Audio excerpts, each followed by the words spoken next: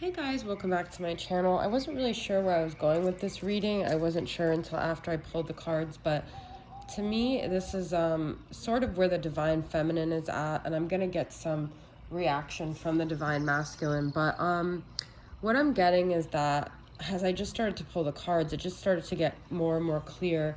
So we have ready for adventure, new beginnings, okay?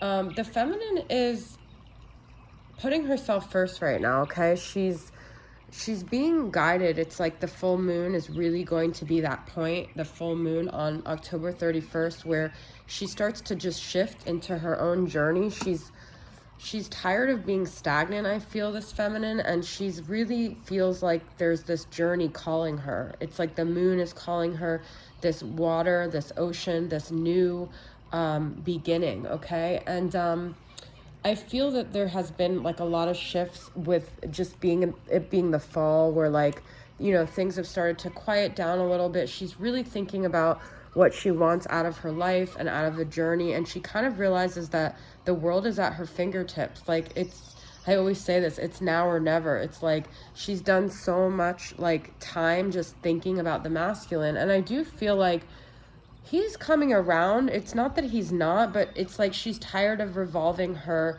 life around it, and she's also just getting to a point where whether he's coming or not is irrelevant to her happiness. She's discovering things about herself and about what she wants that really have nothing to do with it. And to me, this devil reverse is like she's detaching. She's really coming into her own. And I feel with this fall, it's like she's really trying to find that place in herself that she feels calm, that she feels grounded, that she feels those like cozy fall feelings, okay? And I feel she's almost like relinquished this connection to maybe the future. Maybe at some point she'll come together with the masculine when it's like she's a different version of herself.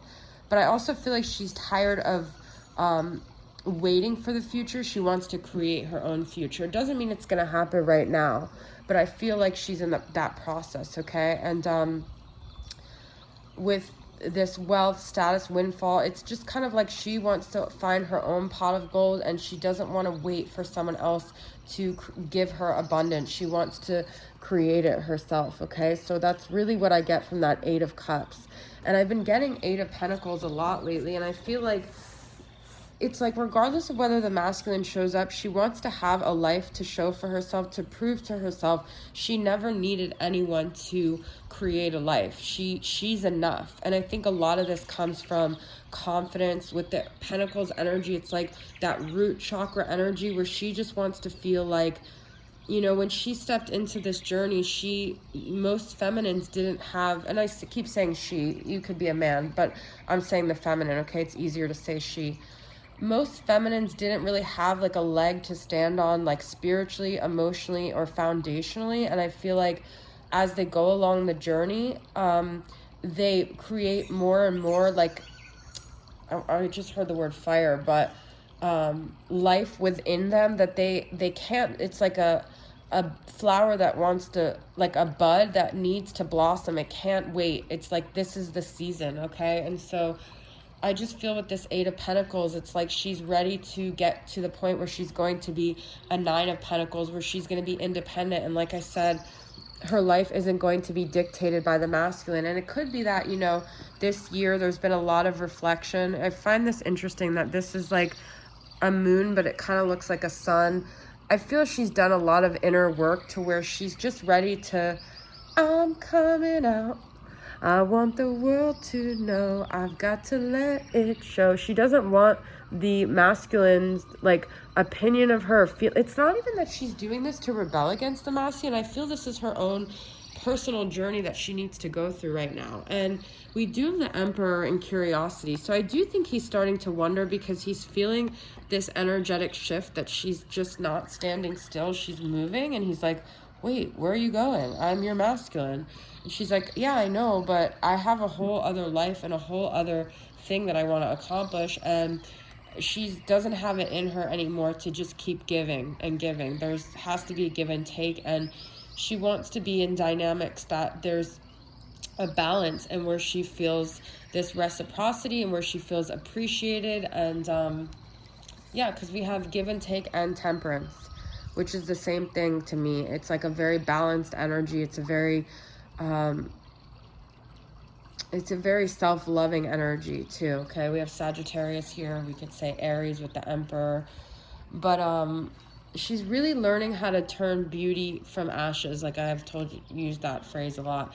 And she is becoming harder to get, but it's not because she's purposefully trying to play games. It's because she is building her confidence. And if this is not where you guys are, feminines, this is where you need to be, because nobody should have easy access to this beauty, to this magic that you are. You are a divine feminine, divine. You are special. You stand out above the rest. And if you're not holding yourself in this regard, you're not understanding the significance of what you've been through, what your mission is, and what you're supposed to be doing here in this life. And I do feel like the feminine wants joy. She wants, you know, we have the sun here. She wants to feel the sun on her face again. She wants to be reminded of who she is. And I feel like she'll always have this this connection as her foundation. It's like, so I feel like once you meet your masculine and the difference between another relationship, one of the differences is that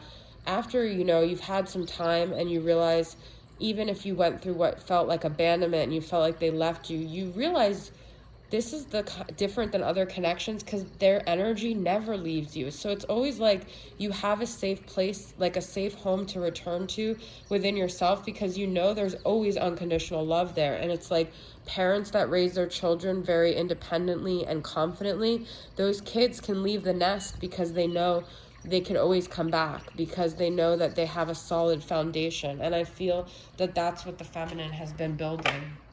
Okay, so like, let's just get some responses from the Divine Masculine Journey to Sacred Union from Soul Magic 99. What does the masculine feel about the feminine's departure? Because that's really what I feel like. She can't stay in dock anymore. She's got to go.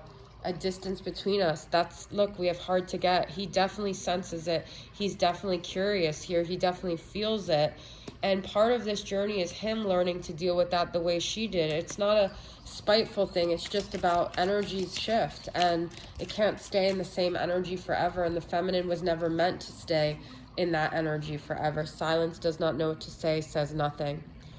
It's that fine if the masculine wants to be silent, but the longer he's silent, the farther away she's going. So I just want to get some more messages and then we will be donezo.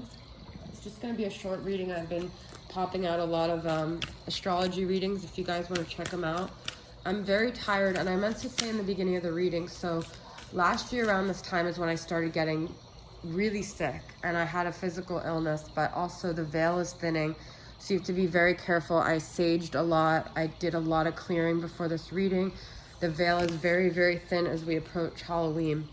Look at this, guys. Goddess of balance, equality. I create and foster reciprocal relationships. Oh my God, I love it when that happens. I use the word reciprocity, okay?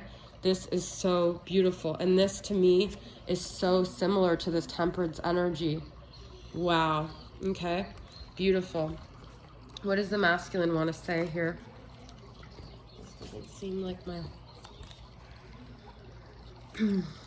Fear. I don't know if I'll ever find someone to replace you, but I'm also afraid of missing out on my youth.